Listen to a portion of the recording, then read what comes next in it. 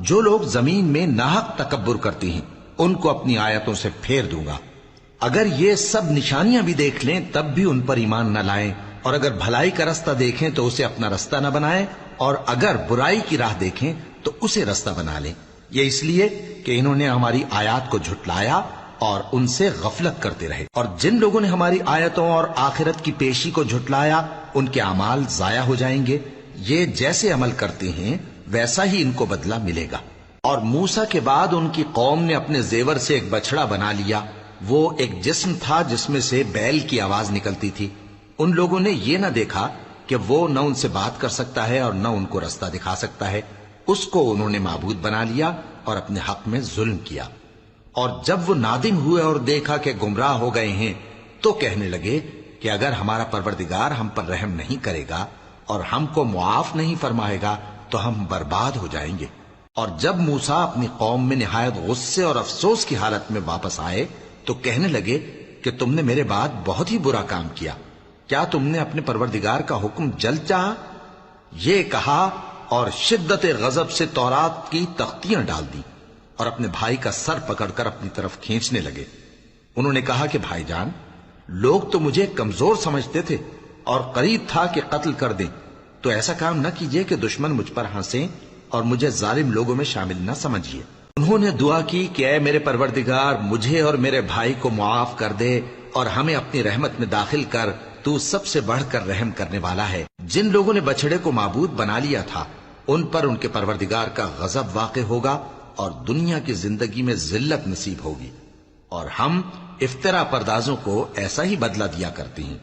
اور جنہوں نے برے کام کیے پھر اس کے بعد توبہ کر لی اور ایمان لے آئے تو کچھ شک نہیں کہ تمہارا پروردگار اس کے بعد بخش دے گا کہ وہ بخشنے والا مہربان ہے۔ اور جب موسیٰ کا غصہ ٹھنڈا ہوا تو تورات کی تختیاں اٹھا لیں، اور جو کچھ ان میں لکھا تھا وہ ان لوگوں کے لیے جو اپنے پروردگار سے ڈرتے ہیں ہدایت اور رحمت تھی۔ اور موسیٰ نے اس میعاد پر جو ہم نے مقرر کی تھی اپنی قوم کے 70 آدمی منتخب کر کے کوہ طور پر حاضر کیے۔ پھر جب ان کو زلزلے نے آ پکڑا تو موسیٰ نے کہا کہ اے پروردگار، اگر تو چاہتا تو ان کو اور مجھ کو پہلے ہی سے ہلاک کر دیتا۔ کیا تو اس فعل کی سزا میں جو ہم میں سے بے عقل لوگوں نے کیا ہے ہمیں ہلاک کر دے گا؟ یہ تو تیری آزمائش ہے، اس سے تو جس کو چاہے گمراہ رہنے دے اور جسے چاہے ہدایت بخشے۔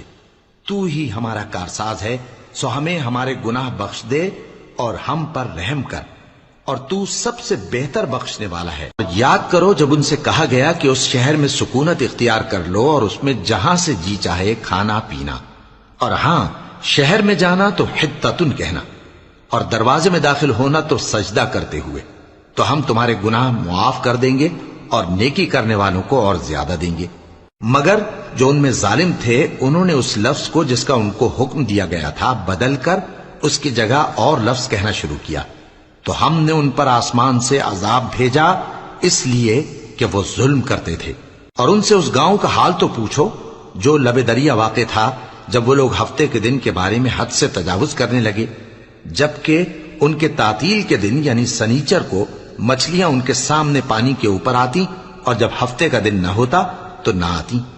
اسی طرح ہم ان لوگوں کو ان کی نافرمانیوں کے سبب آزمائش میں ڈالنے لگے۔ اور جب ان میں سے ایک جماعت نے کہا کہ تم ایسے لوگوں کو کیوں نصیحت کرتے ہو جن کو اللہ ہلاک کرنے والا یا سخت عذاب دینے والا ہے، تو انہوں نے کہا اس لیے کہ تمہارے پروردگار کے سامنے معذرت کر سکیں، اور عجب نہیں کہ وہ پرہیزگاری اختیار کریں۔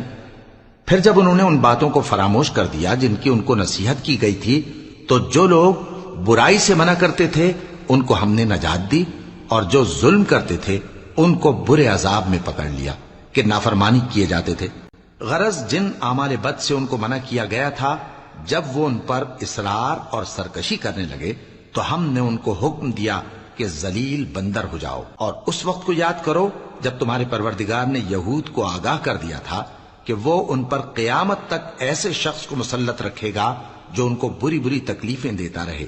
بے شک تمہارا پروردگار جلد عذاب کرنے والا ہے اور وہ بخشنے والا مہربان بھی ہے۔